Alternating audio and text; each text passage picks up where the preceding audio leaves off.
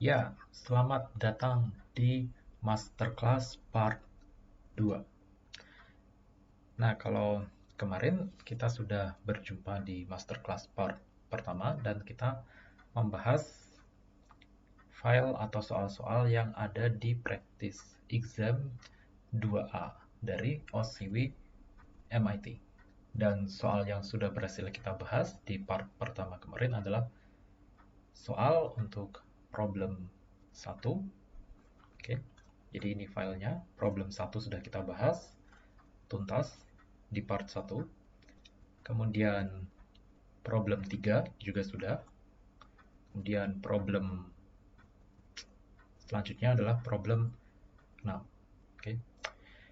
Nah, di part kedua ini kita akan membahas sisa dari soal yang ada di practice exam 2A ini. Oke.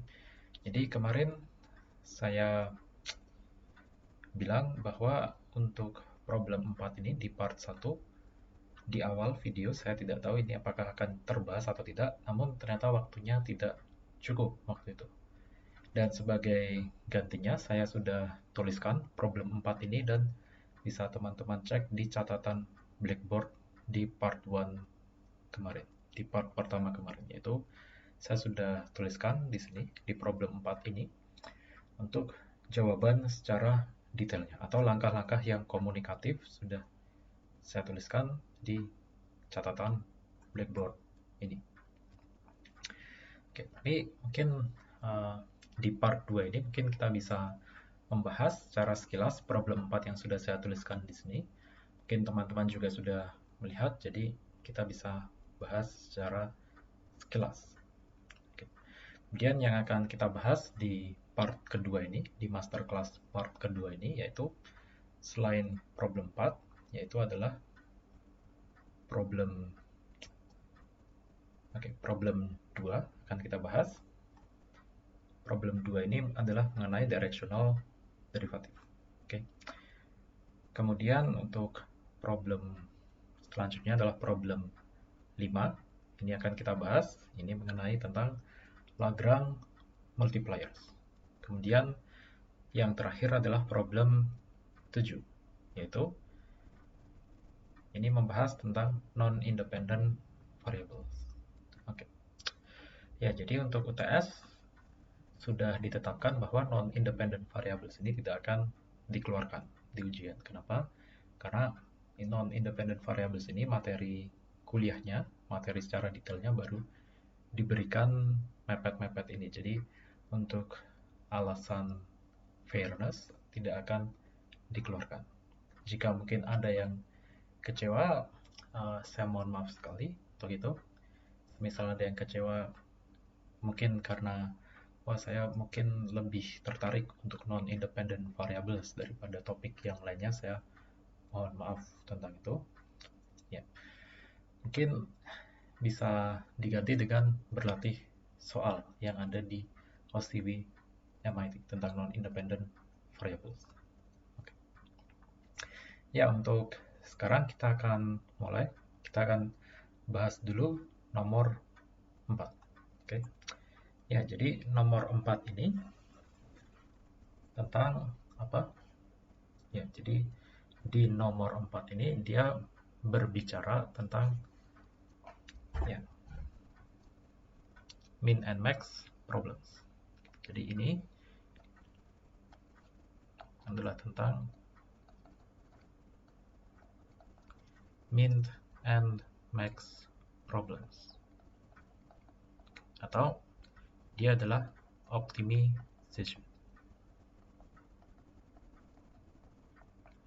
Oke. Coba kita cermati dulu soalnya. Kita diberikan suatu kotak dan dia bisa berupa persegi panjang di sini. Dan dia ditempatkan di first octant. Ya, jadi first octant itu ada di sini ya, di bidang atau di ruang X, Y, Z, di mana X, Y, Z-nya itu katakanlah di sini positif. Oke, jadi X-nya, Y-nya, dan Z-nya ini lebih dari 0. Ya. Dan dia kita katakan first octant. Oke. Nah, kemudian yang dia mati di sini adalah titik P. Ya, jadi di sini ada titik P. Titik P itu ada di sini. Oke, titik P itu ada di sini. Di pojok ya di pojok terluar dari rectangular ini. Dan si titik P-nya ini punya koordinat x, y, z. Oke, jadi titik ini punya koordinat di x, y, z, dan x, y, z-nya itu harus memenuhi persamaan parabola. Ya, jadi persamaan parabola yang harus dipenuhi adalah ini. Oke. Jadi ini adalah parabola yang berada di ruang 3 dimensi. Dan dia berupa surface ya. Jadi parabola ini berupa surface di ruang 3 dimensi. Oke. Nah, pertanyaannya adalah atau problem yang harus kita selesaikan adalah tunjukkan koordinat dari titik P yang bisa memberikan suatu box atau kotak dengan volume terbesar. Ya, di sini kita diminta untuk mencari koordinat x, y, z yang bisa membuat si kotak ini memiliki volume yang terbesar. Dengan x, y, z-nya harus memenuhi persamaan parabola ini. Oke. Nah, kalau kemarin teman-teman mungkin sudah belajar ya di Lagrange multipliers di video asinkron yang sudah saya upload baik di Teams maupun di YouTube. Nah, teman-teman mungkin teringat dengan Lagrange multipliers. Kenapa? Karena di sini kita lihat ini adalah permasalahan optimisasi namun dengan kekangan. Ya, jadi kita punya suatu kekangan di sini, suatu fungsi G sama dengan konstan, dan dia akan mengekang variabel x, y, z. Dan untuk optimisasi dengan kekangan, maka larinya adalah biasanya ke Lagrange multipliers untuk penyelesaiannya. Nah, tapi kita akan lihat bahwa ini juga bisa diselesaikan dengan min and max problem. Jadi min and max problem adalah suatu optimisasi yang dia dalam tanda kutip tidak ada kekangan. Tapi kita lihat di sini dia ada kekangan, tapi kita akan buat fungsi yang akan kita optimize itu adalah fungsi yang tidak punya kekangan. Oke. Kita akan mulai dengan poin nomor A. Ya, di nomor A ini langsung dia menjawab apa yang saya sampaikan tadi, bahwa kita bisa membuat fungsi yang dia menjadi fungsi yang tanpa kekangan, yaitu ya, jadi fungsi yang akan kita optimize adalah fungsi multivariabel f(x, y) sama dengan ini. Oke.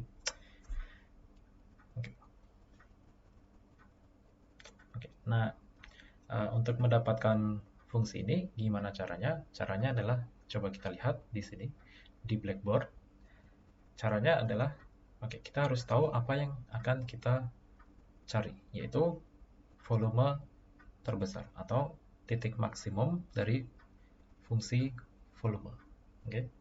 Nah, untuk fungsi volume sendiri untuk suatu box atau suatu persegi balok ya. Di sini balok, dia akan punya volume yaitu x kali y kali z. Oke, jadi sisi panjang atau lebar alasnya adalah x. Kemudian panjang atau lebar alasnya juga ada y juga. Jadi untuk luas alas adalah x kali y. Oke. Kemudian dikalikan tingginya, yaitu tingginya adalah z. Jadi volumenya adalah luas alas kali tinggi sama dengan x kali y kali z. Oke. Nah, tapi masalahnya adalah si x, y, dan z ini harus memenuhi persamaan parabola di 3 dimensi, yaitu persamaannya adalah ini. Nah, apabila harus memenuhi ini, pastilah z ini haruslah bernilai 1 minus x kuadrat minus y kuadrat. Atau z ini akan bergantung terhadap nilai x dan y yang kita pilih. Oke, jadi di sini x dan y bebas kita pilih, z-nya akan mengikuti nilai dari x dan y. Oke. Nah, ini kita substitusikan si Z ini ke dalam fungsi multivariabel dari X, Y, Z. Oke. Jadi jadi ingat kita punya independent variables dan dependent variables. Untuk yang bisa disubstitusikan adalah dependent variables. Kenapa? Karena kita ingin mencari fungsi yang variabelnya itu dia terhadap variabel-variabel yang independent, bukan yang dependent. Oke. Oke, jadi di sini kita akan cari fungsi dari X dan Y, di mana X dan Y itu adalah variabel non-independent. Mohon maaf, X dan Y itu adalah variabel independent. Oke.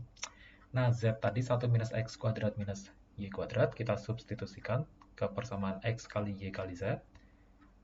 Kemudian akan dihasilkan ini, kita sederhanakan, maka dihasilkan persamaan X kali Y minus bla bla bla, dan ini sama dengan yang diberikan di poin A. Oke.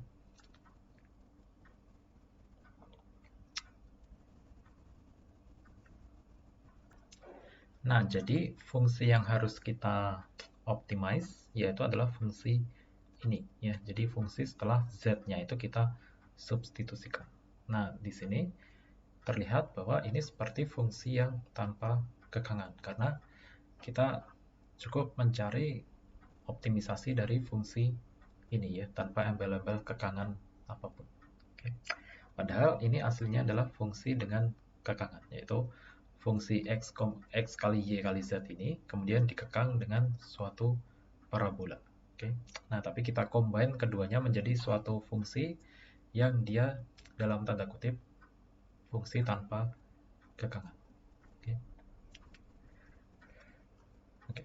Nah, kemudian ada satu lagi di sini yaitu kita diminta untuk menuliskan persamaan untuk mencari critical points dari F. Nah, ini sebenarnya sudah dijawab di poin B ya, yaitu persamaan tersebut adalah persamaan 1 dan persamaan 2. Oke. Nah, ini sebenarnya harusnya kita tulis di poin A, tapi ya seharusnya secara legal ini harusnya ditulis di poin A ya. Jadi untuk mendapatkan poin di nomor A kita harus menuliskan persamaan 1 dan 2 ini harusnya di poin A. Jadi mohon maaf di sini saya salah tulis di poin B. Oke. Ya, tapi sebenarnya ini untuk mencari juga untuk yang poin B. Kita lihat untuk poin B yaitu kita diminta untuk mencari critical point dari fungsi f tersebut yang x, y-nya itu berada di first quadrant. First quadrant itu adalah ketika nilai x dan y-nya itu bernilai positif. Oke. Atau dengan kata lain x, y lebih dari 0. Nah, ini kita peroleh, ingat titik kritis atau critical point ini dia bisa dicari dengan cara menyelesaikan turunan parsial pertama sama dengan 0. Oke, jadi untuk turunan parsial f terhadap x harus kita set sama dengan 0. Dan turunan parsial f terhadap y harus kita set sama dengan 0. Kemudian dari persamaan dua persamaan ini, persamaan 1 dan 2, kita cari nilai x dan y yang memenuhi keduanya, kedua persamaan ini. Dan kita sebut x dan y itu adalah titik kritis. Oke.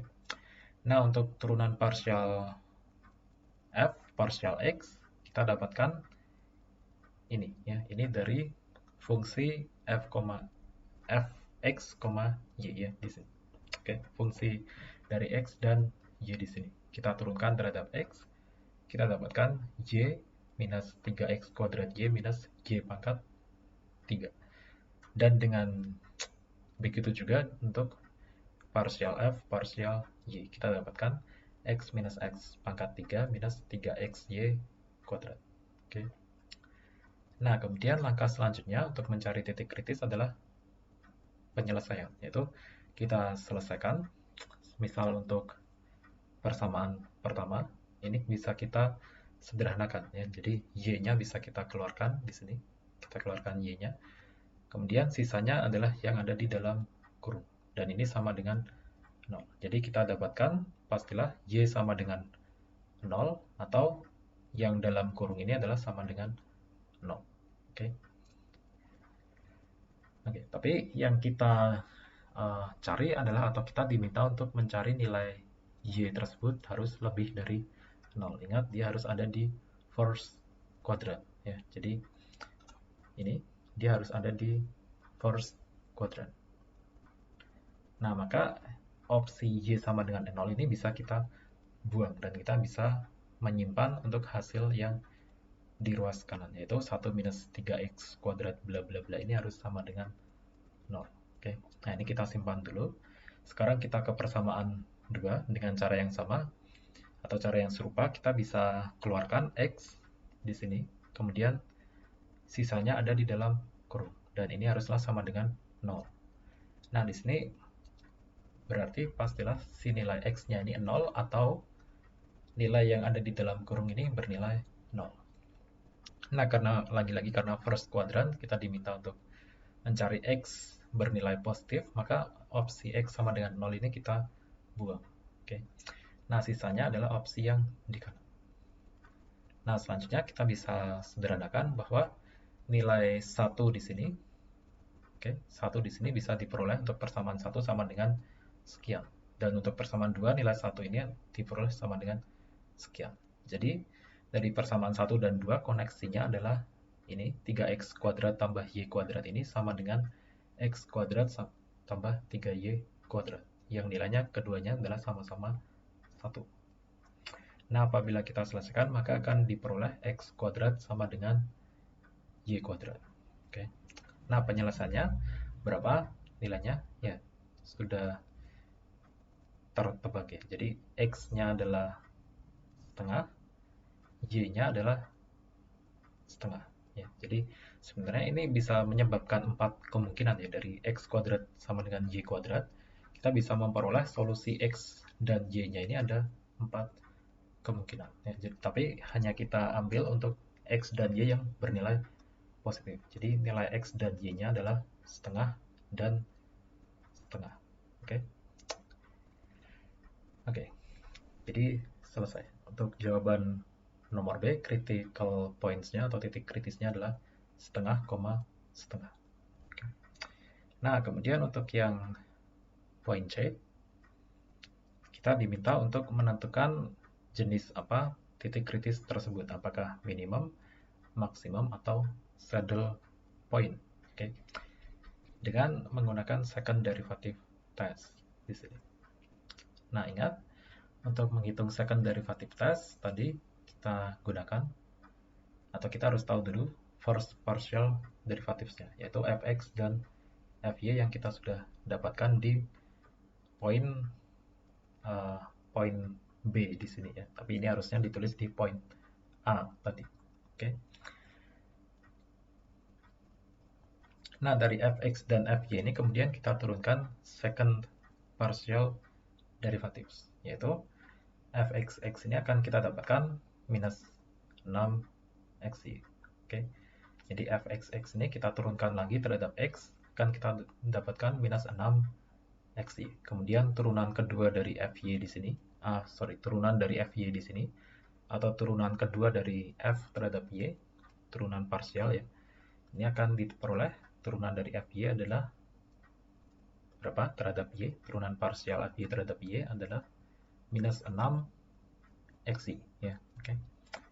Nah, kemudian kita cari untuk turunan parsial kedua, yaitu fxy, yaitu turunan parsial dari fx ini terhadap y ya, atau bisa juga kita cari dari turunan parsial dari fy ini terhadap x. Oke. Oke, jadi kita akan dapatkan misal dari fx kita turunkan terhadap y secara parsial, maka akan kita dapatkan 1 minus 3x kuadrat minus 3y kuadrat. Oke. Nah, kemudian untuk masing-masing ini fxx, fxy, dan fyy ini akan kita evaluasi. Ya, kita akan evaluasi di titik kritis, yaitu di x, y sama dengan setengah, setengah akan kita cari. Untuk fxx dia akan bernilai minus 3/2, dan itu kita simpan di variabel a besar di sini. Kemudian untuk fxy kita evaluasi di titik kritis bernilai minus setengah, kita simpan di variabel B besar di sini. Kemudian untuk FYY kita evaluasi di titik kritis, menghasilkan minus 3/2 dan kita simpan di C besar di sini. Nah, second derivative test, kita akan mencari dengan cara AC minus B kuadrat. Nah, karena hasilnya adalah positif untuk AC minus B kuadrat atau lebih dari 0 di sini, maka kita bisa katakan bahwa titik ini bisa punya dua kemungkinan, yaitu titik minimum lokal atau maksimum lokal. Nah, untuk mengetahui apakah dia minimum lokal atau maksimum lokal, kita harus melihat si A besar ini apakah bernilai negatif atau positif. Oke, atau bisa juga dari melihat C besar ya. Jadi sama saja mau melihat A besar atau C besar sama saja. Semisal kita lihat untuk A besarnya dia bernilai negatif ya di sini, maka C besar juga akan bernilai negatif ya. Jadi di sini kebetulan nilainya sama, yaitu sama-sama minus 3/2, tapi secara umum nilainya tidak harus sama, tapi tanda dari A dan C besar ini akan sama, yaitu apabila A besar negatif, maka C besar juga akan negatif dan sebaliknya. Oke. Dan ini hanya berlaku untuk AC minus B kuadrat lebih dari 0. Oke. Nah, katakanlah kita meninjau untuk A besar. A besar di sini bernilai negatif, maka karena dia bernilai negatif, titik kritis tadi akan bernilai atau akan berupa lokal maksimum. Oke. Nah, kemudian kita lanjutkan ke poin terakhir dari nomor 4, yaitu poin D, di mana kita diminta untuk mencari maksimum dari fungsi f ini di first quadrant. Oke. Nah, di sini dia hanya muncul satu titik kritis ya. Dari poin B tadi kita dapatkan hanya ada satu titik kritis, dan itu setelah kita cek di poin C adalah titik lokal maksimum. Oke. Nah, tapi ini masihlah lokal ya. Kita masih belum tahu titik global yang ada di first quadrant itu ada di mana. Oke.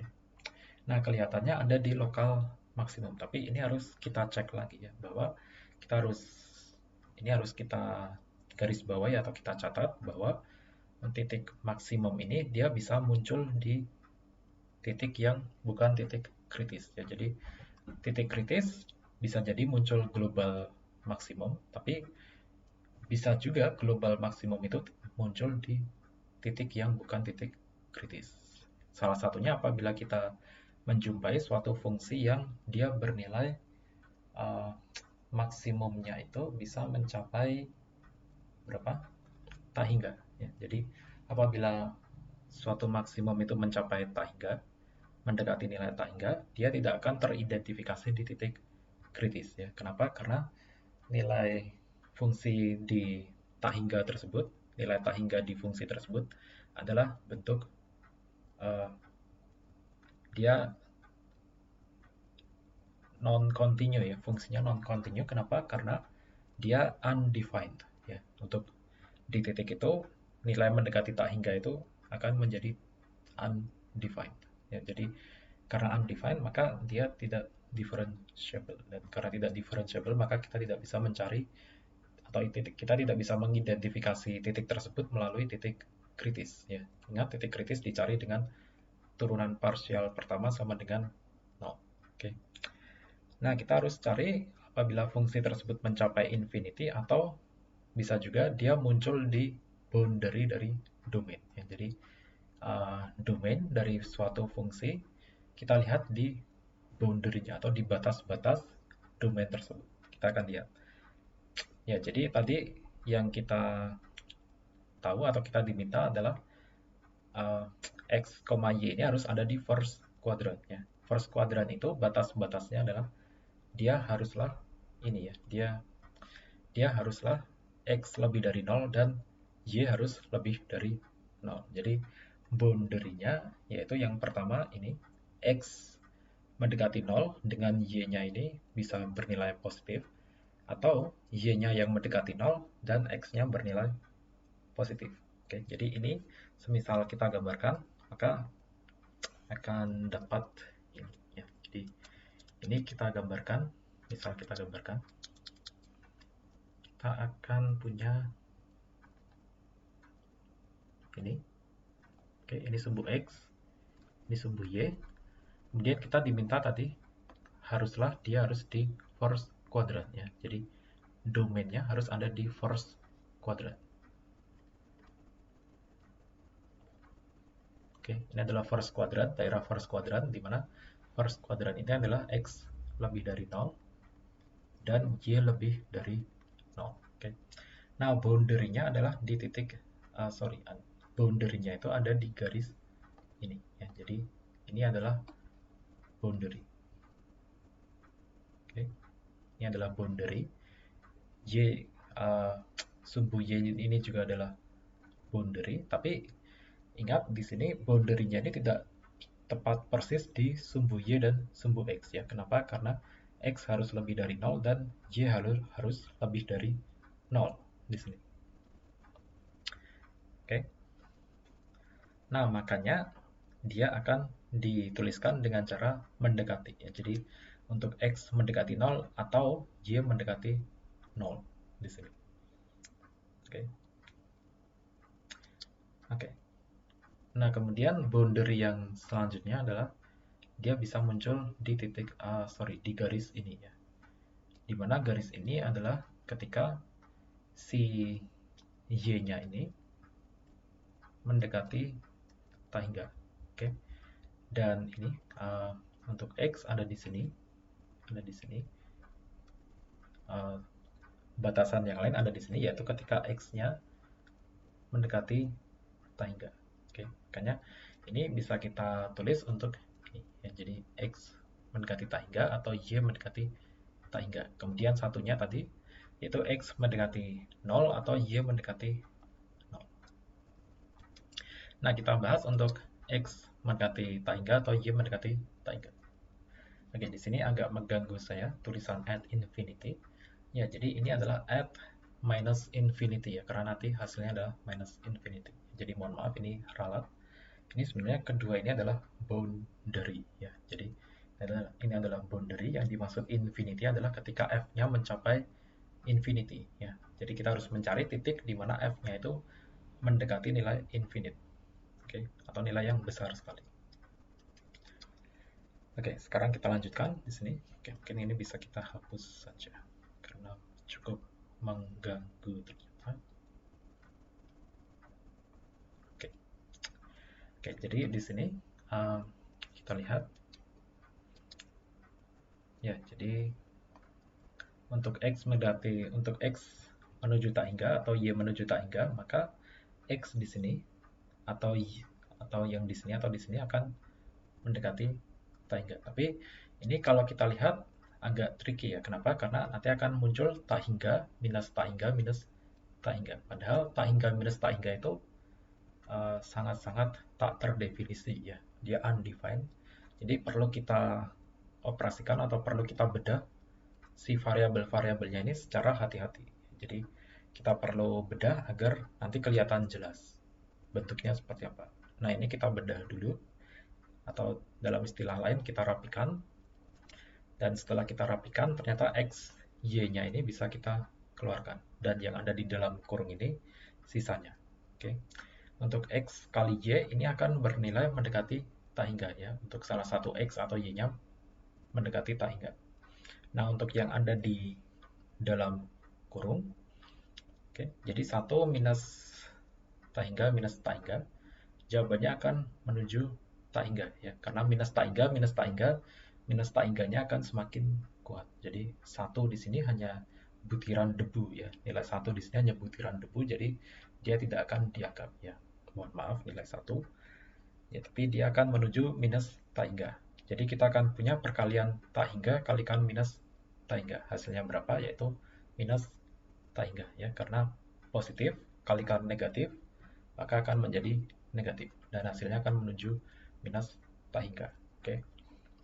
Oke, jadi untuk boundary di sini, Y mendekati tak hingga atau X mendekati tak hingga, nilai F-nya nanti akan menuju minus tak hingga ya di sini, di sepanjang garis ini. Oke. Nah, sekarang kita cek untuk boundary yang lain, yaitu ketika X menuju 0 atau Y menuju 0. Nah, kalau kita cek di sini, kita hanya perlu cek untuk nilai X, Y yang di depan saja. Oke, jadi X atau Y-nya bernilai 0, maka pastilah si fungsinya ini nanti akan menuju nilai 0. Ya. Oke. Nah, sekarang kita tahu bahwa di sepanjang garis ini, dia akan fungsinya akan menuju 0. Dan di nan jauh di mato di sana, di nilai yang tak terhingga, di batasan di nilai yang tak terhingga, dia akan menuju minus tak hingga. Oke, jadi kita bisa bayangkan fungsinya nanti. Oke, ini kalau kita sederhanakan. Oke, mohon maaf. Ini kalau kita sederhanakan dari nilai 0 menuju minus infinity. Dan ingat, fungsinya adalah smooth ya. Di antara ini 0 dan minus infinity ini nilainya atau fungsinya smooth ya. Karena dia bisa terdifferential atau differentiable. Maka fungsinya saya nggak tahu entah bentuknya seperti apa, tapi bisa seperti ini. Oke.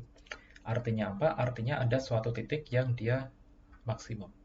Oke, ada suatu titik yang dia maksimum. Dan titik ini adalah titik kritis tadi. Ya, jadi ini adalah titik kritis yang tadi, yaitu di koordinat berapa tadi? Setengah, setengah. Oke. Oke. Ya, kenapa kita bisa tahu? Ya, karena nilainya adalah 1/8 ya. Jadi di sini nilainya adalah 1/8. Jadi dia akan dari 0 naik ke 1/8, kemudian dia akan turun ke minus tak hingga. Jadi ada suatu titik yang maksimum adalah di 1/8. Yang ini teridentifikasi dari turunan parsial pertama sama dengan 0. Oke. Oke, jadi kita bisa yakin sekarang bahwa titik maksimumnya itu beneran ada di titik kritisnya. Dan ini bukan lagi lokal maksimum ya, tapi ini adalah global maksimum. Oke. Oke. Ya, nomor 4 selesai. Oke. Sekarang kita sisanya adalah nomor 5. Kemudian nomor 2 akan kita bahas dan nomor 7. Tapi untuk menjaga kontinuitas, kita akan membahas nomor 5 dulu. Kenapa? Karena nomor 5 ini adalah lanjutan dari nomor 4, yaitu problemnya sama, permasalahan yang dihadapi sama, namun metode untuk menyelesaikannya berbeda. Di mana untuk nomor 4 ini kita menggunakan min and max problems, dan nomor 5 ini kita diminta untuk menggunakan Lagrange multipliers ya.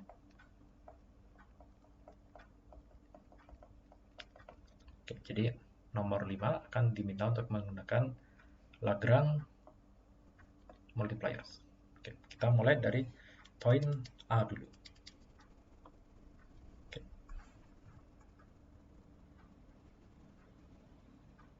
Oke, jadi problem 4 kita akan lanjutkan di bawahnya, yaitu problem 5.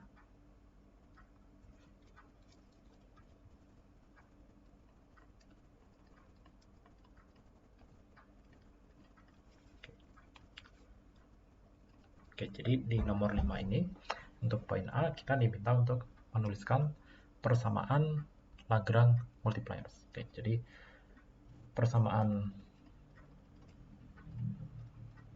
Lagrange multipliers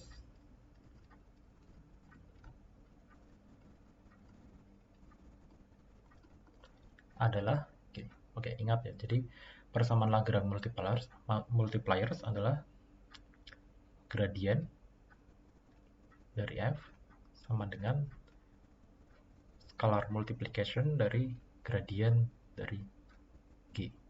Oke.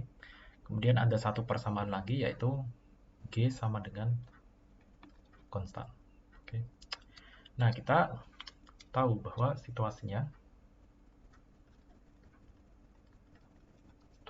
adalah kita punya suatu fungsi f x, y, z, yaitu berupa volume. Ya, jadi tadi kita diminta untuk mengoptimisasi volume, atau kita diminta untuk mencari volume yang terbesar, maka si fungsi f-nya ini adalah volume, yaitu x kali y kali z.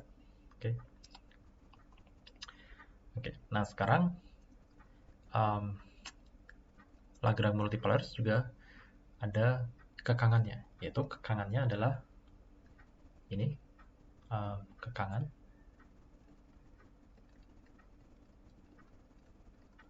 kekangannya adalah G fungsi dari x, y, z sama dengan x kuadrat tambah y kuadrat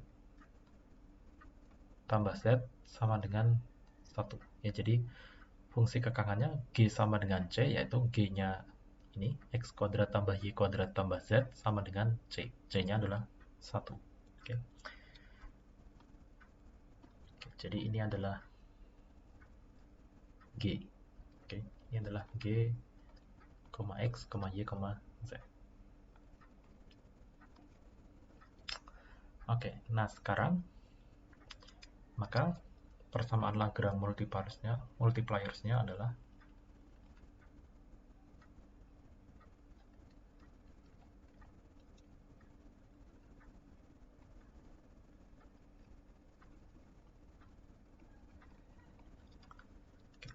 berapa?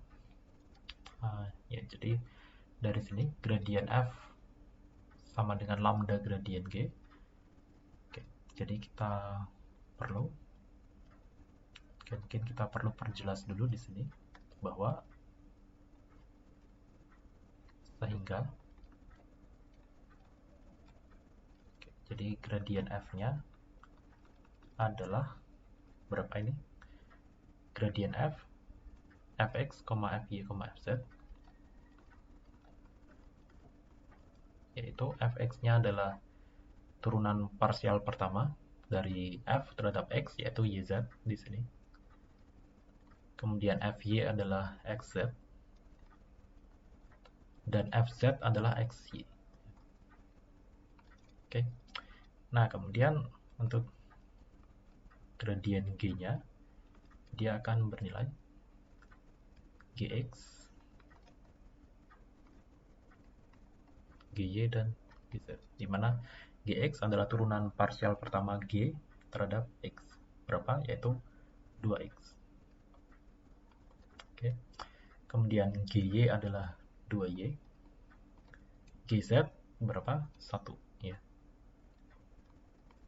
Oke. Nah, maka persamaan Lagrange multipliers adalah Gz. Oke, jadi kita tuliskan gradien f di sini. Gz, xz, xy sama dengan lambda kalikan gradien dari g, yaitu 2x, 2y, 1. Ya. Oke. Dan ini apabila kita breakdown, maka kita akan dapatkan 3 persamaan, yaitu persamaan yang pertama adalah yz. Oke, jadi ini kita lihat komponen per komponen. Untuk komponen pertama yaitu yz akan sama dengan lambda kalikan 2x, ya. Oke, dan ini adalah persamaan pertama. Kemudian xz di sini untuk komponen kedua akan sama dengan lambda kali 2y.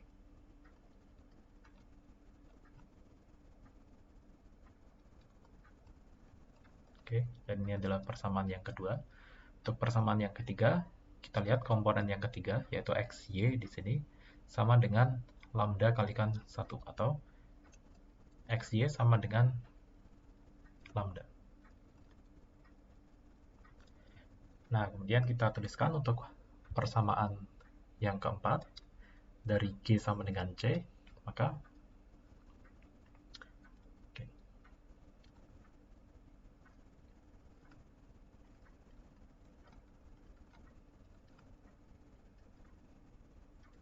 akan diperoleh yaitu ini ya, x kuadrat tambah y kuadrat tambah z sama dengan 1. Dan ini adalah persamaan yang keempat. Nah, tugas kita sekarang adalah kita diminta untuk mencari titik kritis, yaitu titik x, y, z. Ya. Oke, tapi untuk poin A kita berhenti sampai di sini karena yang diminta hanya sebatas menuliskan persamaan Lagrange multipliers. Jadi kita sudah dapatkan 4 persamaan Lagrange multipliers, yaitu ini. Ya. Selesai untuk yang poin A. Kemudian untuk yang poin B, di sini kita lihat kita diminta untuk menyelesaikan persamaan Lagrange multipliers tadi, yaitu 4 persamaan ini akan kita selesaikan untuk mendapatkan nilai x, y, z, lambda. Ya, harusnya ada 4 variabel yang harus kita ketahui. Ya, well, ya kita akan cari, tapi sebenarnya yang paling penting adalah poin x, y, z. Ya, karena apa? Karena x, y, z nanti akan menunjukkan titik kritis. Ya. Oke, kita akan selesaikan di sini. Itu. Oke, solve atau penyelesaian persamaan Lagrange multipliers.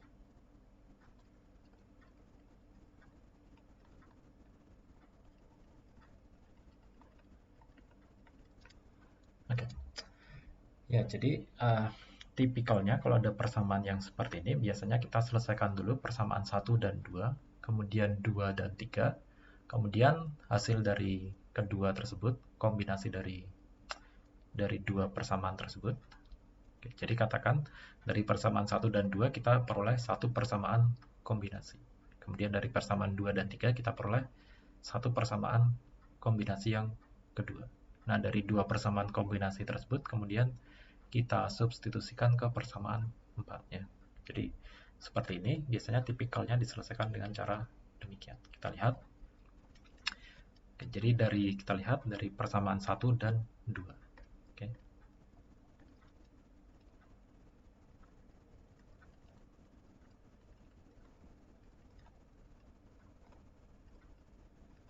Jadi persamaan 1 dan 2 akan menghasilkan YZ per 2X, oke, dari persamaan 1 sama dengan lambda. Dan ini akan sama dengan berapa? Oke, jadi mungkin lambdanya saya hapus dulu saja. Oke, ini akan sama dengan lambda yang ada di persamaan kedua, yaitu lambda sama dengan XZ bagi dengan 2Y. Jadi XZ bagi 2Y sama dengan lambda. Oke. Tapi yang kita concern sekarang adalah X, Y, dan Z-nya saja. Nah, ini kita bisa coret untuk Z di sini. Bisa kita coret. Oke, di ruas kiri dan kanan, Z-nya bisa kita coret. Dan nilai 2 di sini juga bisa kita coret. Jadi kita cukup beruntung di sini ada variabel dan angka yang bisa kita coret. Nah, ini akan ekuivalen dengan Y-nya kita kelompokkan, yaitu Y kuadrat di ruas kiri sama dengan X kuadrat. Ya. Oke. Oke.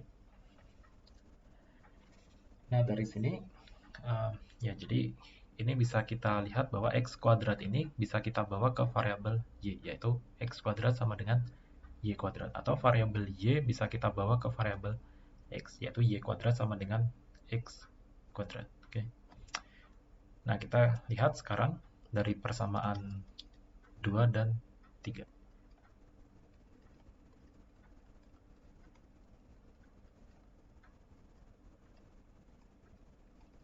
Oke, dari persamaan 2 dan 3 sama untuk nilai lambdanya di sini. Oke, jadi nilai lambda di persamaan 2 kan sama dengan lambda di persamaan 3. Dan ini apabila kita selesaikan, maka dari persamaan 2, lambda sama dengan XZ bagi 2Y. Dan nilainya akan sama dengan lambda di persamaan 3, yaitu X kalikan Y. Oke. Nah, kita lihat sekarang apakah ada variabel yang bisa kita coret. Ternyata ada, yaitu X bisa kita coret di sini. Oke, dan kemudian kita akan peroleh atau persamaan ekuivalennya yaitu Z sama dengan 2Y kuadrat. Oke. Nah, dari persamaan ini kita sebut, katakanlah ini adalah persamaan 5. Oke.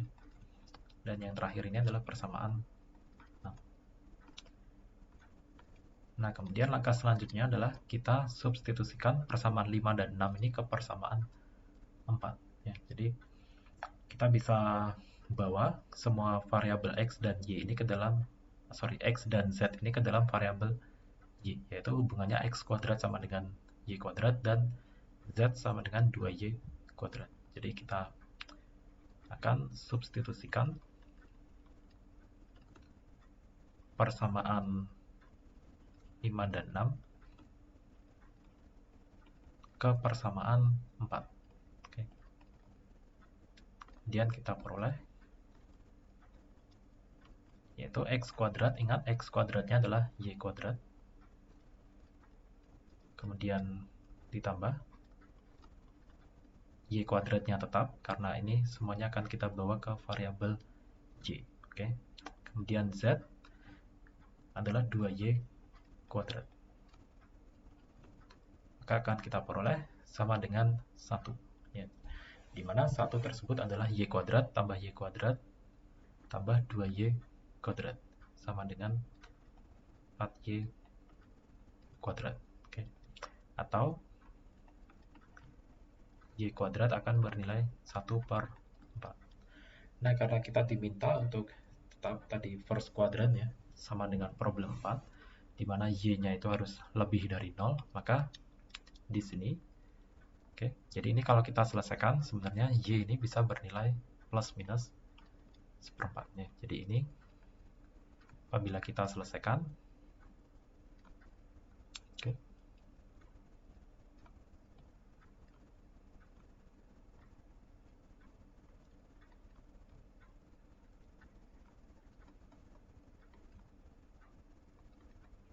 jadi Y-nya di sini bisa bernilai plus akar 1/4 atau minus akar 1/4 ya. Oke, tapi karena hasilnya Y harus positif, maka kita pilih yaitu nilai Y-nya adalah akar dari 1/4 ya. Atau akar dari 1/4 adalah setengah. Selesai. Selesai untuk Y ya maksudnya. Oke. Nah, karena Y-nya setengah, maka nilai X-nya adalah berapa? Oke, X kuadrat sama dengan Y kuadrat sama dengan 1/4. Jadi X-nya juga bernilai setengah. Oke. Oke. Ya, kemudian nilai ada satu lagi yaitu Z. Z-nya akan bernilai 2 kali Y kuadrat. Berarti 2 kalikan 1/4 sama dengan setengah juga. Oke.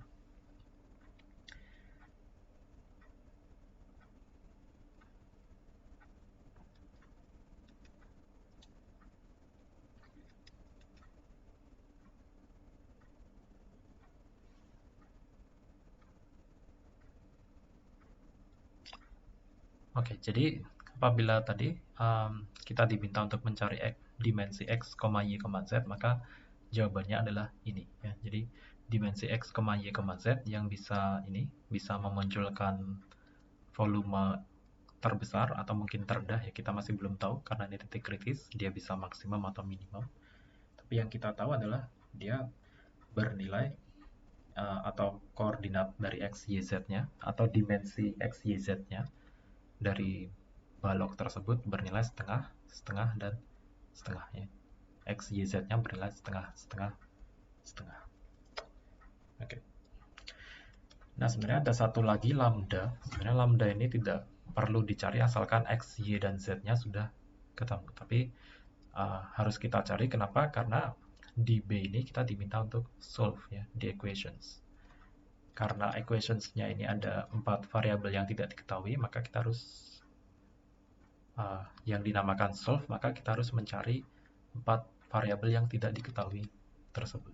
Jadi lambda, sementara lambda kan bernilai berapa? X kalikan Y ya. Di sini X kali Y sama dengan 1/4.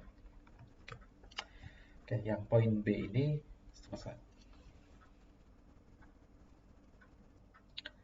Ya, semisal teman-teman ada yang penasaran apakah si X, Y, Z ini adalah dimensi yang beneran bisa memperbesar dari volume ini, atau kita bisa mencari volume terbesar itu ada di dimensi setengah, setengah ini.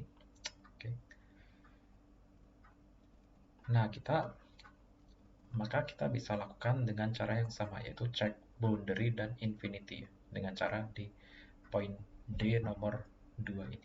Tapi untuk Lagrange multipliers ini boundary-nya akan terkekang atau terbatasi oleh kekangan ini ya. Jadi X dan Y-nya ini masihlah tetap ini X lebih dari 0 dan Y lebih dari 0, tapi Z-nya ini akan ikut ya. Oke, jadi mungkin bisa saya berikan sebentar saja. Cek boundary ini tambahan ya. Misal ada yang penasaran, cek boundary.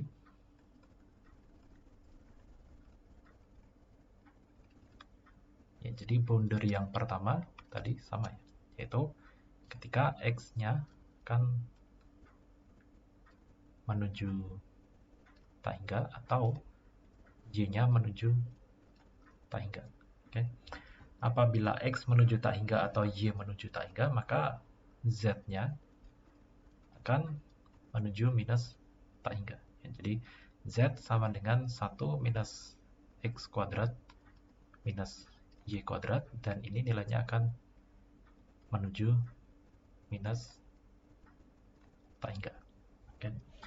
Nah, kemudian kita akan cek. Jadi nilai dari V atau fungsi multivariabel dari X, Y, dan Z sama dengan X kali Y kali Z, maka akan terjadi tak hingga kali minus tak hingga. Hasilnya adalah minus tak hingga. Oke. Nah, sekarang untuk boundary yang lain, yaitu ketika X-nya menuju 0 atau Y-nya menuju 0 ya. Oke, jadi ini adalah boundary ya. Oke. Jika X menuju 0 atau Y menuju 0, maka Z-nya akan bernilai berapa? 1 minus X kuadrat minus Y kuadrat. Maka Z-nya akan menuju suatu nilai, yaitu 1 minus X kuadrat atau 1 minus Y kuadrat. Oke. Nah, apabila kita cek, maka si volumenya dia akan bernilai.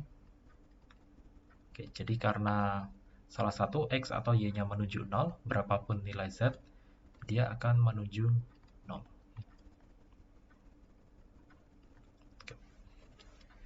Oke, jadi karena di boundary ini nilainya adalah 0 dan minus tak hingga, maka bisa kita katakan di tengah-tengahnya ini muncul titik kritis, yaitu setengah, nilainya adalah berapa? Nilainya adalah 1/8. Ya, jadi volumenya adalah 1/8. Dan 1/8 ini lebih dari 0, lebih dari minus tak hingga. Artinya kurvanya sama dengan yang tadi, yaitu akan ada suatu nilai yang maksimum ya di sini karena fungsinya akan naik kemudian turun at some points. Jadi at some points ini akan terjadi titik global maksimum, yaitu di titik kritis, setengah, koma, setengah, koma, setengah. Oke. Oke. Nah, sekarang kita akan membahas ke nomor berikutnya, yaitu nomor 2 ya. Di nomor 2 ini adalah tentang directional derivatives. Oke.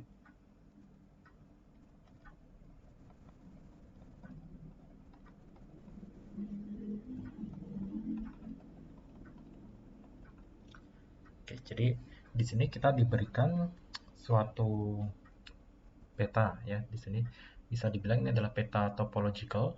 Oke, jadi katakanlah ini adalah peta topologi dari suatu bukit atau suatu gunung katakanlah. Nah, kita diminta untuk mengestimasi directional derivative atau turunan berarahnya dari informasi yang ada di peta ini. Oke. Nah, kalau kita lihat di sini kalau di sini disebutnya topografi ya, peta topografi. Di sini akan memunculkan sejumlah level curve, di mana level curve-nya itu adalah untuk suatu ketinggian tertentu. Jadi misalkan untuk level curve yang ini, yang ada di sini, yaitu ketinggiannya H sama dengan 2200. Dan di level curve yang di bawah ini, yaitu ketika ketinggiannya adalah H-nya sama dengan 1900. Oke. Oke, nah sekarang ada informasi apa lagi yang bisa kita dapat dari sini?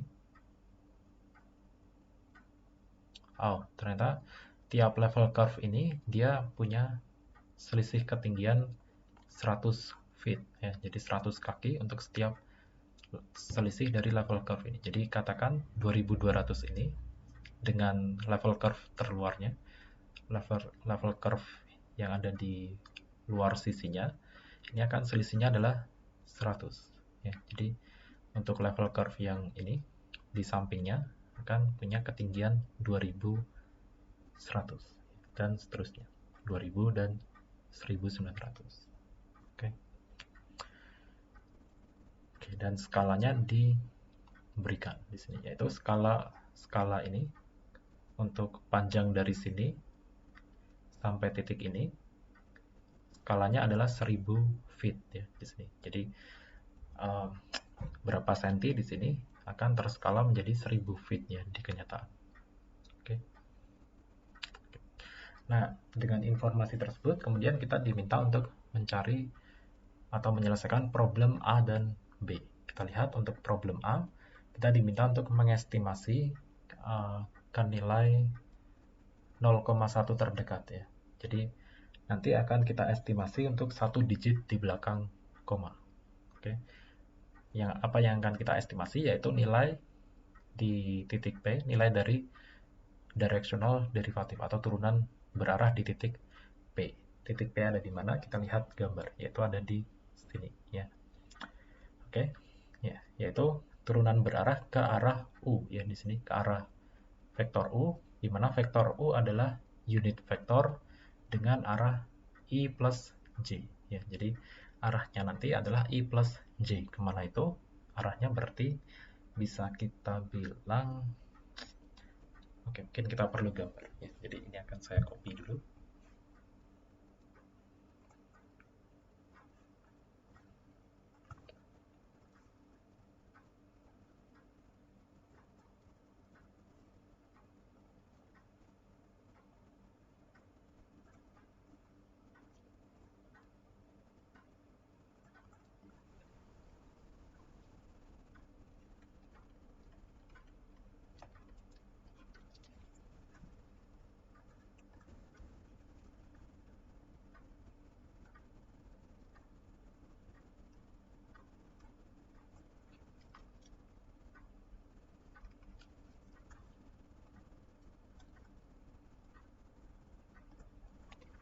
Oke, titik P-nya ada di sini.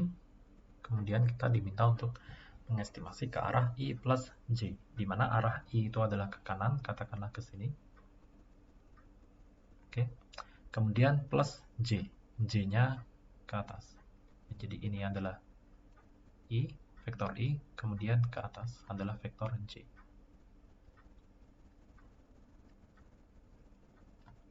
Oke, jadi kemana arahnya? Berarti arah vektor U-nya adalah ke sini.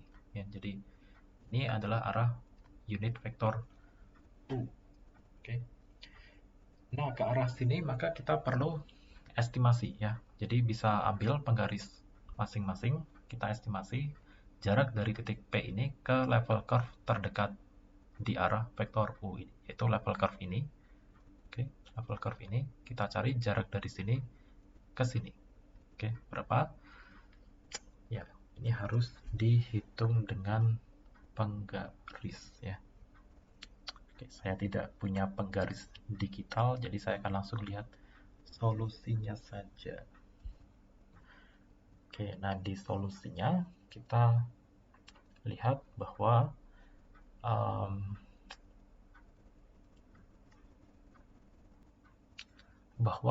delta S-nya di sini bernilai 500 feet.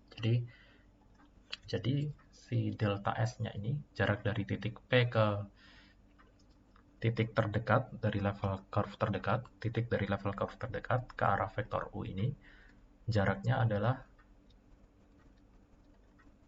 500 feet. Ya. Oke. Jadi ini bisa diukur dengan penggaris hasilnya berapa, kemudian lakukan scaling ya di sini. Hasilnya berapa? Ternyata setengahnya dari skala ini. Jadi setengahnya adalah 500 ya. Jadi dia adalah 500 feet jaraknya ke sini. Sementara kita tahu bahwa delta H atau selisih ketinggian antar level curve ini adalah 100 ya, 100 feet tadi. Jadi ini bisa kita estimasi untuk turunan berarahnya. Oke, jadi turunan berarah atau dari directional derivative di titik P, oke, ke arah vektor U,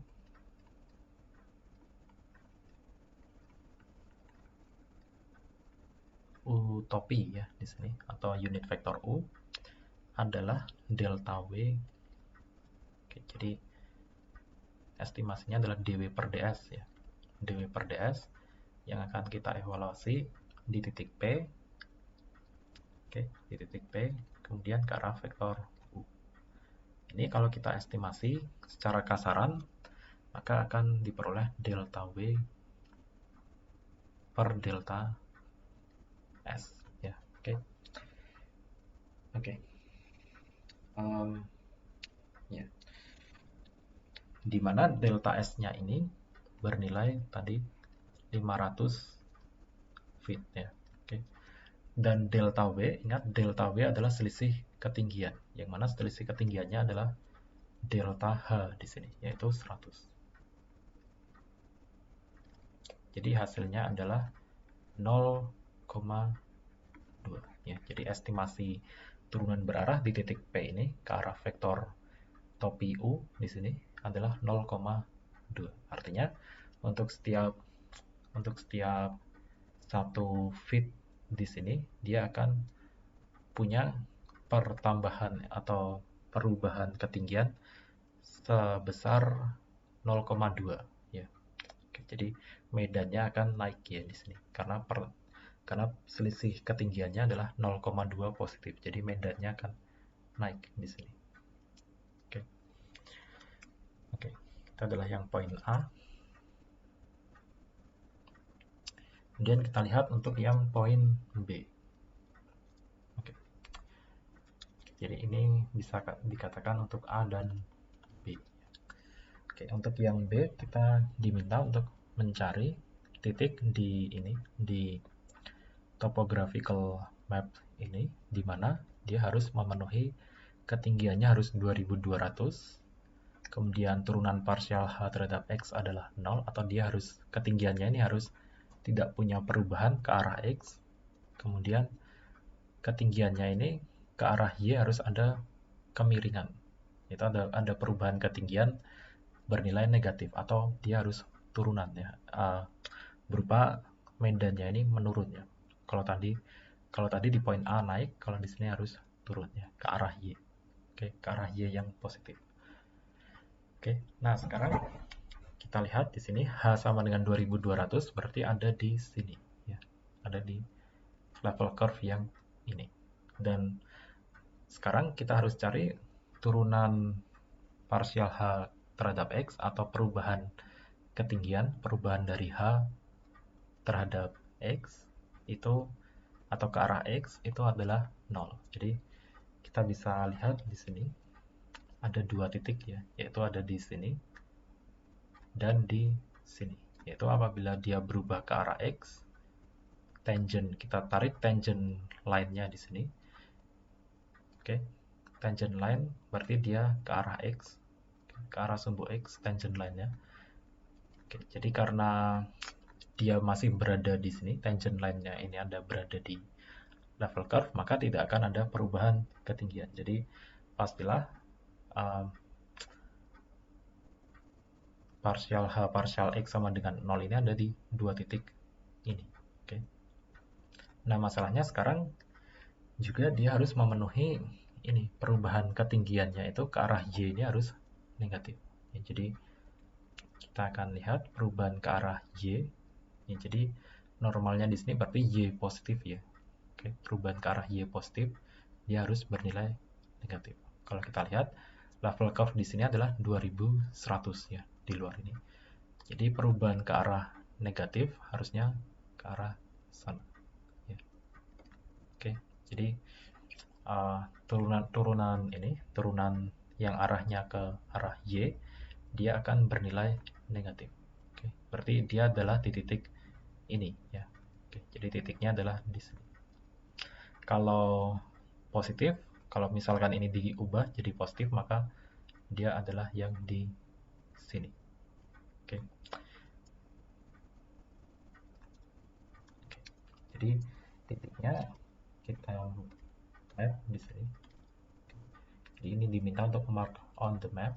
Kita langsung tandai di petanya langsung. Dan dia ada di sini. Oke.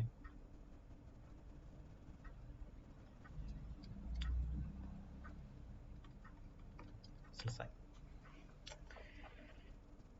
Oke. Ya, ini bisa ditambahkan argumennya ya. Yang seperti yang saya jelaskan tadi. Di samping sini mungkin it's okay. Oke, jadi problem 2 sudah selesai. Ya, sekarang masih ada satu nomor sisanya yaitu nomor 7 ya. Oke. Nah, nomor 7 ini dia membahas mengenai apa? Ya, di sini akan dibahas mengenai non-independent variables.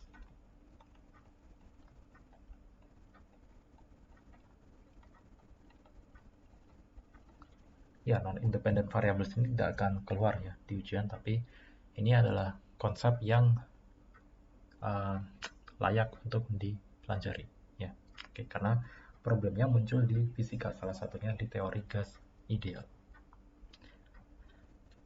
Oke, jadi di nomor 7 ini kita lihat kita diminta untuk mencari turunan partial W terhadap Z ketika Y-nya ini adalah konstan ya. Oke, jadi dari sini berarti bisa kita lihat bahwa si X dan Y ini adalah mohon maaf, jadi si Z dan Y ralat tadi variabel Z dan Y di sini adalah adalah independent variables ya, jadi yang jadi non independent variable atau dependent variabelnya berarti adalah variabel sisanya yaitu variabel X ya. Oke. Karena ada variabel X, Y, Z, ada variabel X, Y, Z di sini, di mana Y dan Z-nya adalah independent variables, maka pasti X-nya adalah dependent variables. Ya. Jadi ini adalah maksud dari notasi ini. Oke.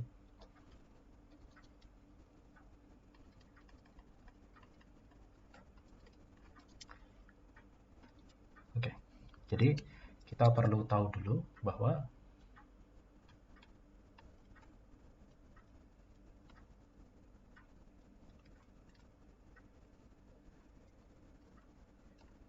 bahwa notasi ini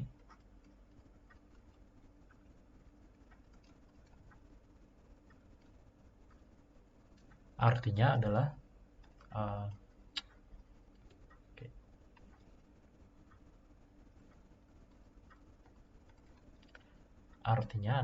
si variabel y dan z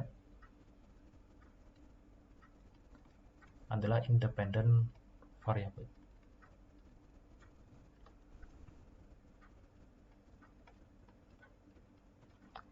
Kemudian x adalah dependent variables.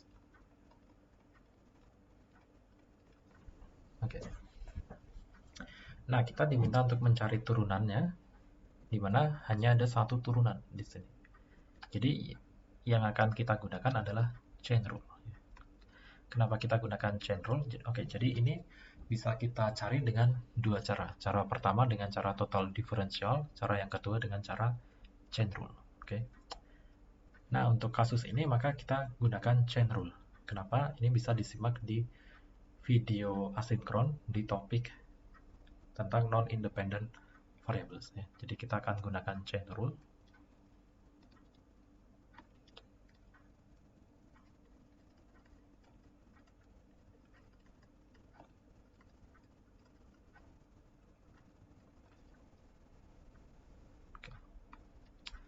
Ya, untuk chain rule, kita akan lakukan chain rule ini di dua fungsi, yaitu fungsi yang pertama, yaitu fungsi fx, y. Ya, jadi fx, y, z. Ya, fx, y, z sama dengan x kuadrat y ditambah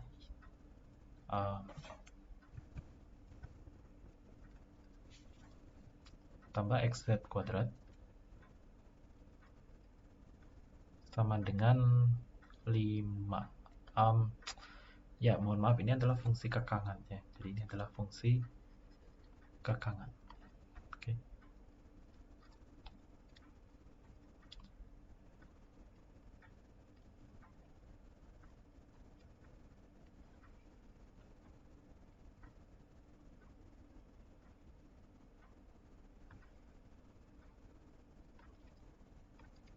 Ini adalah fungsi kekangan, kemudian fungsi ekspresi fungsi utamanya adalah yang ini ya. Jadi W sama dengan fx, y, z ya harusnya. Tapi di sini hanya ada y-nya saja. Oke, tidak masalah. X pangkat 3 kali y. Oke.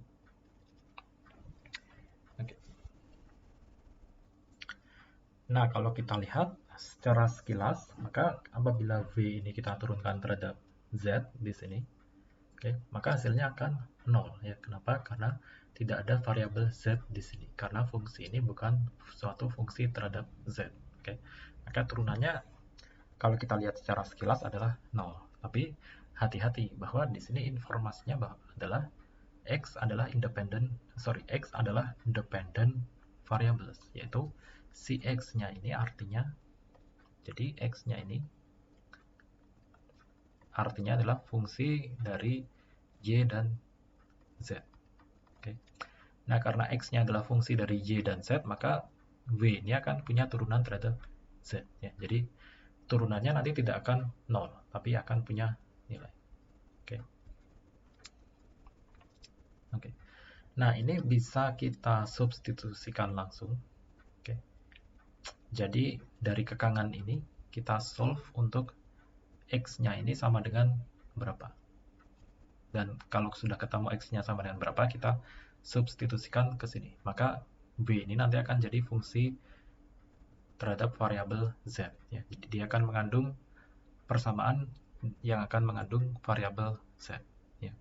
Nah, tapi kalau kita lihat di sini akan repot ya apabila kita substitusikan nilai X. Kenapa? Karena dari sini untuk solve nilai X-nya berapa akan repot ya. Jadi mungkin bisa dicoba, nanti akan langsung ketemu repotnya gimana. Nah, daripada begitu kita akan hindari ya. Kita akan hindari substitusi X ke sini. Kita akan gunakan chain rule. Ya, jadi kita akan terapkan chain rule untuk fungsi W di sini, berarti akan kita dapatkan, yaitu kita terapkan chain rule, akan kita dapatkan turunan partial W terhadap Z ya tadi diminta apabila Y di set konstan. Maka akan sama dengan turunan parsial terhadap Z. Oke, jadi kita lakukan operasi turunan parsial di kedua sisi ya. Dan sesuai dengan apa yang diminta, yaitu turunan parsial terhadap Z ketika Y-nya kita anggap konstan. Oke, maka akan sama dengan di sisi kanan akan berubah menjadi oke, katakanlah ini adalah suatu fungsi. Oke, fungsi apa enaknya? Fungsi H katakanlah. Oke, ini adalah fungsi H. Maka akan kita dapatkan atau W saja ya. Oke, W saja karena ini adalah variabel W. Kita sebut fungsinya juga fungsi W agar efisien. Oke. Dan fungsi W ini kemudian akan kita turunkan ya. Jadi turunan parsial dari ini secara chain rule akan menghasilkan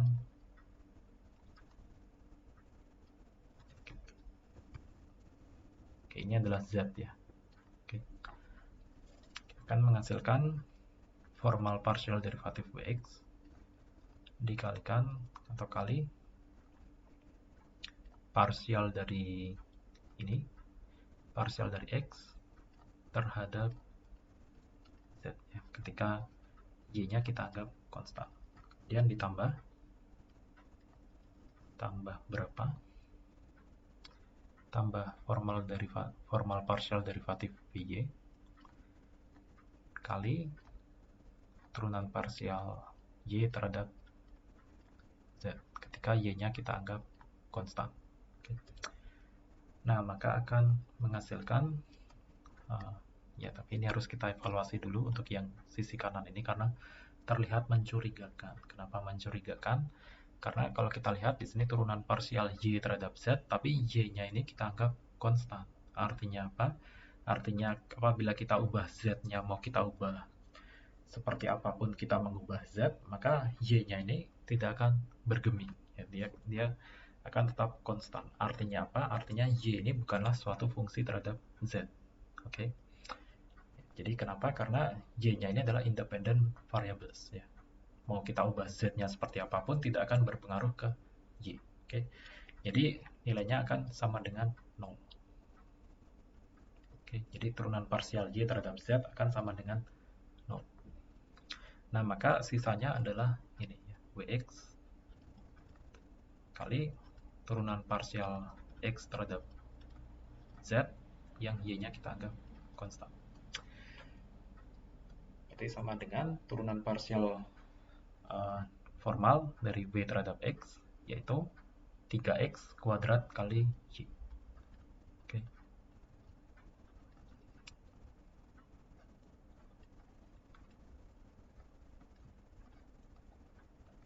Oke.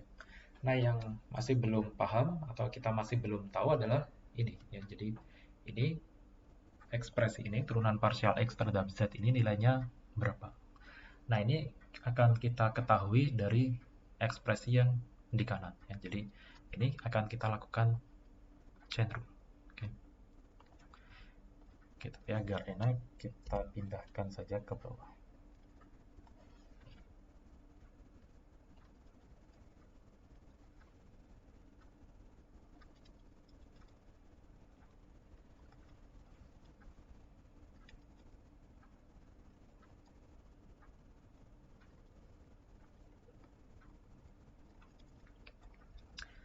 Oke, jadi chain rule-nya akan berbunyi turunan parsial terhadap Z. Oke. dari suatu fungsi G di sini,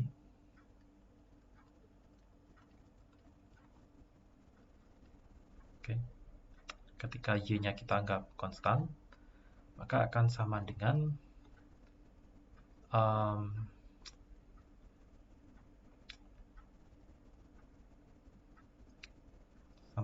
turunan parsial terhadap Z dari nilai 5. Oke, ketika Y-nya kita anggap konstan. Nah, untuk yang sisi kanan ini akan bernilai 0. Ya. Oke, akan bernilai 0. Jadi turunan dari konstanta akan bernilai 0. Oke, untuk yang ruas kiri, maka akan kita dapatkan ekspresinya adalah, oke, ini kita simpan dulu. Kita simpan dulu. Untuk yang sisi kiri ini, maka akan kita dapatkan ya, oke. Jadi formal partial derivatif Gx kalikan turunan parsial X terhadap Z, Y kita anggap konstan, ditambah GY, turunan formal partial derivatif GY, kali turunan parsial Y terhadap Z, Y-nya kita anggap konstan, kemudian kita jumlahkan dengan GZ, turunan parsial Z terhadap Z, Y-nya kita anggap konstan. Dan ini sama dengan 0. Ya. Oke. Oh, tadi sudah kita tulis di awal. Oke. Mohon maaf, 0 yang saya tulis di awal saya pindahkan. Oke. Oke. Nah, sekarang kita evaluasi lagi bahwa si X-nya ini adalah suatu fungsi Z, ya. Jadi ini akan ada nilai turunannya nanti. Nah, untuk Y-nya ini karena Y-nya kita anggap konstan seperti yang di sini, maka nilainya 0, ya. Turunannya ini akan bernilai 0, turunan parsialnya. Nah, sekarang di sini turunan Z terhadap Z adalah 1. Oke. Nah, maka akan kita peroleh nilainya kan sama dengan atau ekuivalen dengan Gx kali turunan parsial X terhadap Z, Y-nya konstan, ditambah GZ kan sama dengan 0. Oke. Atau ini kan ekuivalen dengan turunan parsial X terhadap Z, Y kita anggap konstan, akan sama dengan minus GZ per Gx. Oke. Oke. Nah, nilainya berapa? Turunan parsial G terhadap X adalah berapa? 2XY di sini ditambah Z kuadrat. Ya, jadi 2X Y tadi ditambah Z kuadrat. Oke. Kemudian turunan ternyata terhadap Z, ya, bukan X, ya. Oke. Oke, terhadap X-nya ada di bawah, jadi kita pindah ini ke bawah. Oke. Untuk turunan parsial G terhadap Z, dia sama dengan 2 kalikan X kali Z, ya. Jadi ini 2X kali Z. Oke. Oke, jadi minus 2XZ per 2XY plus Z kuadrat. Nah, ini adalah turunan parsial X terhadap Z. Nah, ini akan kita substitusikan ke persamaan yang di atas sini. Oke, jadi ini sudah ketemu dari sini. Ya, jadi sehingga atau maka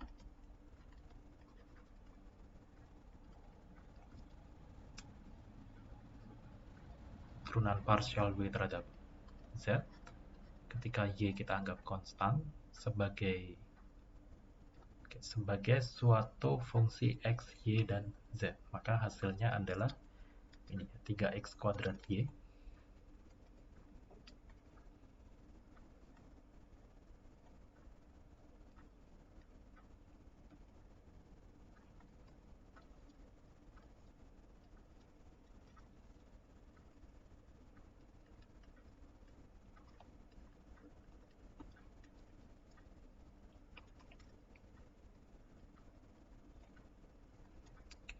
kuadrat Y, kemudian kita kali dengan minus 2xz per 2xy tambah z kuadrat. Atau apabila kita sederhanakan menjadi sama dengan minus 6 pembilang kali pembilang minus 6x pangkat 3 kali Y kali Z dibagi penyebutnya yaitu 2xy tambah Z kuadrat. Oke, selesai. Ini sebagai fungsi ini ya. Jadi sebagai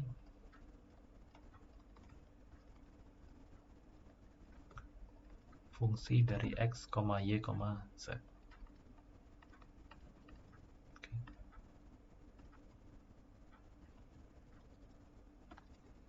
Oke. Ya, tapi tidak berhenti di situ. Secara numerical kita juga diminta untuk mengevaluasi. Jadi kita evaluasi turunan parsial tadi secara numerical di titik atau ketika x, y, z sama dengan 1,1,2. Oke. Nah, kita bisa ini tuliskan.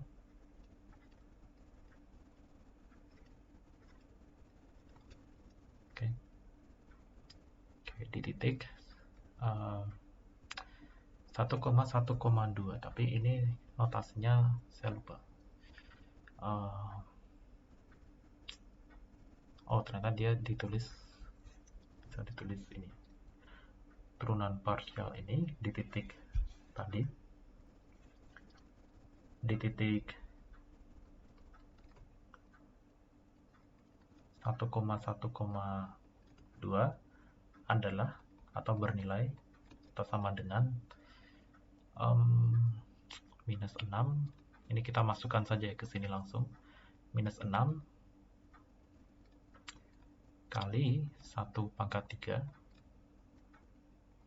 kali y-nya 1 kali z 2, oke, bagi 2 kalikan x yaitu 1, y-nya adalah 1, kemudian ditambah z kuadrat atau 2 kuadrat. Berarti sama dengan berapa ini? Minus 6 kali 2 berarti minus 12. Oke, minus 12 dibagi 2 tambah 4 itu 6. Berarti hasilnya adalah minus 2. Oke, selesai. Jadi demikianlah masterclass lanjutan atau part kedua untuk pembahasan latihan soal di MIT atau dari OCB MIT. Nah, ini bisa digunakan sebagai referensi untuk mengerjakan tugas ya.